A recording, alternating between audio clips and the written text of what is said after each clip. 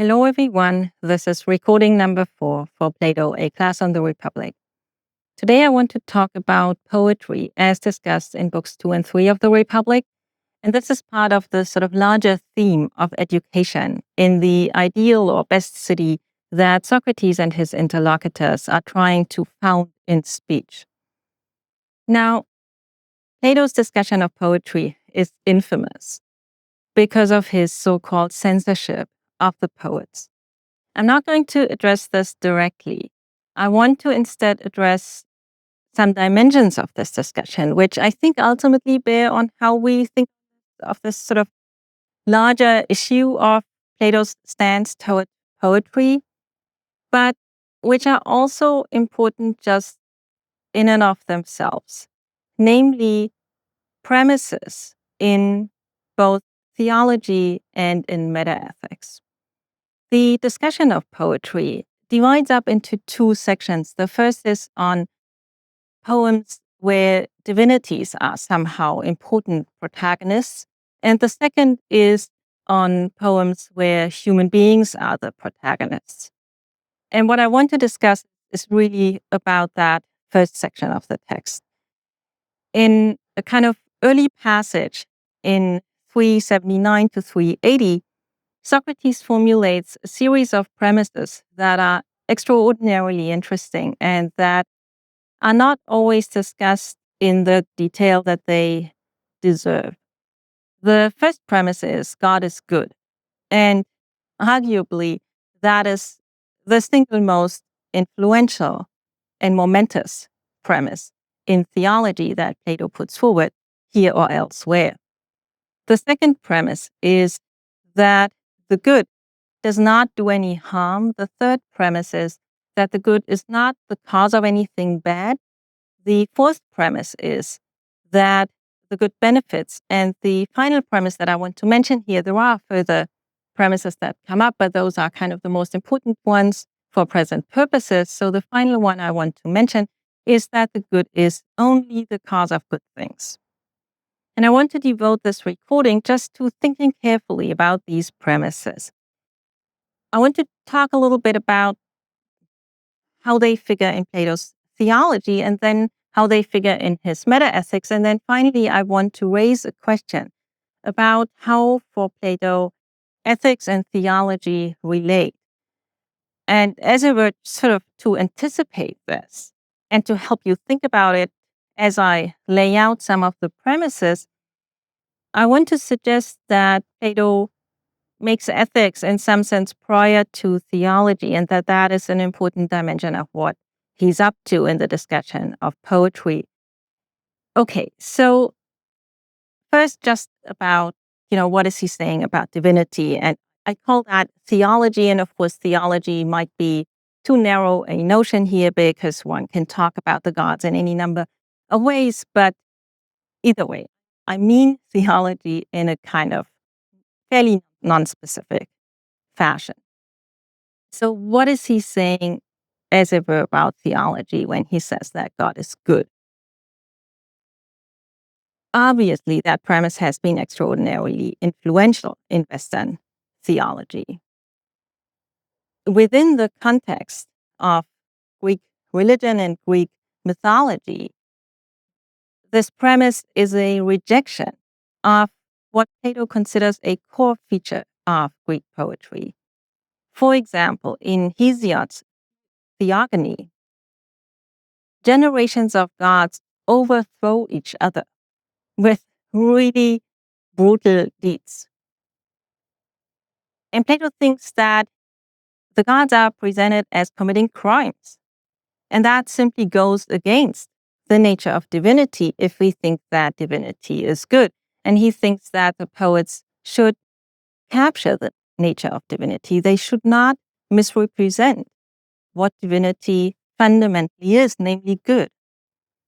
So that is perhaps his most basic criticism of poetry insofar as it concerns the gods.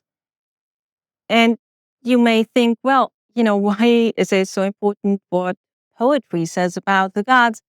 And if you come to this from today's point of view, that is an obvious question to ask.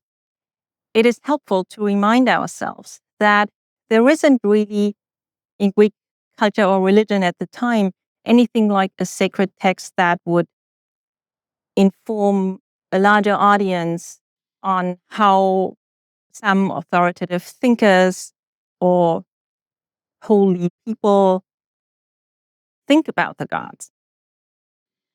Rather, there are the poets who tell us what the gods are doing and where the gods come from, who are the parents of whom among the gods, and so on and so forth.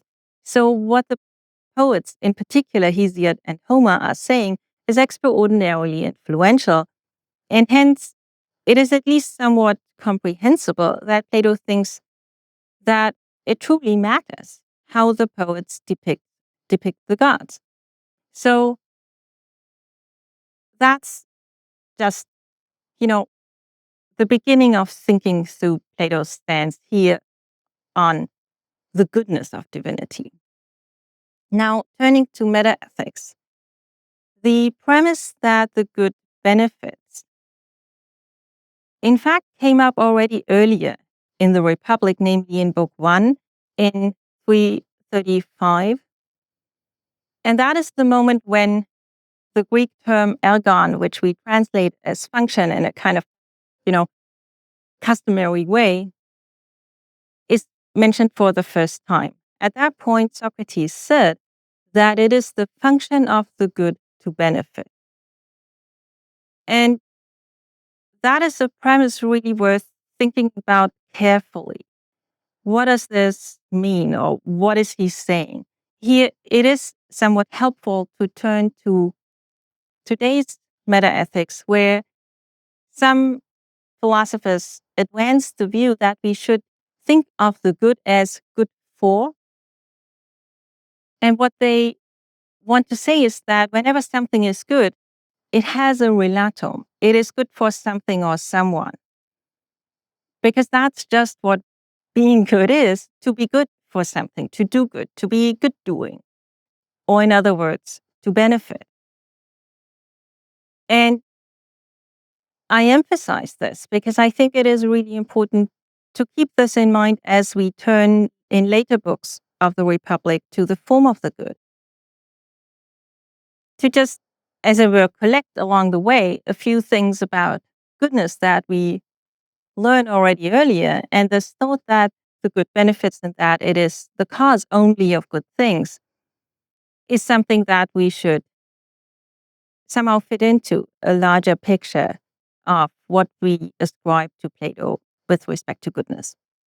Now, here comes the question of how ethics and theology relate.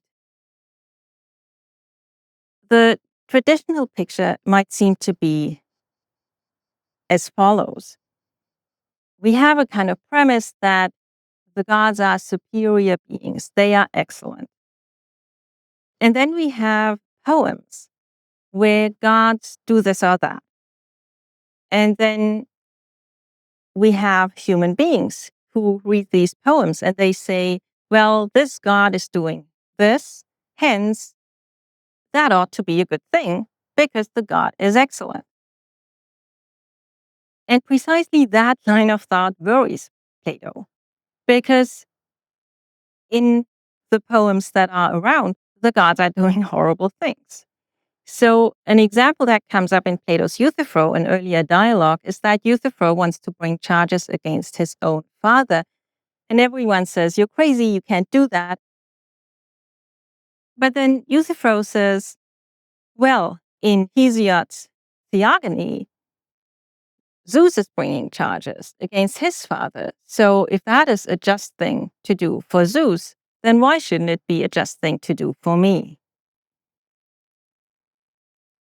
And this kind of inference presupposes that the depiction of divinity in poetry is in some sense prior to ethics. We learn what is good and just and right by looking at what the gods do in these poems. And then we are, as it were, left with the conclusion that the sorts of things that the gods do are things that human beings can also do and that are kind of fine and good and right. Now, Plato, in fact, reverses the order of thought here. He accepts the premise that the gods are superior beings and excellent, but then he moves immediately to a metaethical or conceptual analysis of excellence, of goodness, and says, well, what is it to be good? To be good is to do good, to be of benefit, to cause good things. And now we have a metaethical theory, or at least the beginnings of a metaethical theory, which tells us what sorts of actions we can ascribe to gods, only ones where they cause good things and where they benefit someone or something.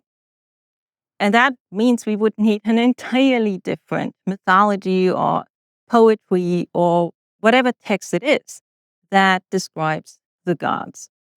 Now, I want to leave you with the following question. We could either think that Plato's outlook is still somehow wedded to traditional Greek religion because he accepts the first premise, namely that the gods are the best beings. And he kind of moves from there. Or we say, yeah, sure, he accepts that premise, but he then immediately turns to the analysis of excellence. And that is where the heart of the theory lies. He says something about what excellence or goodness is, and then he makes inferences about what the gods are based on that. And if this second picture were compelling, it would mean that Plato truly makes ethics, in a sense, prior to theology. And I want to leave you with the question of whether that is what Plato proposes.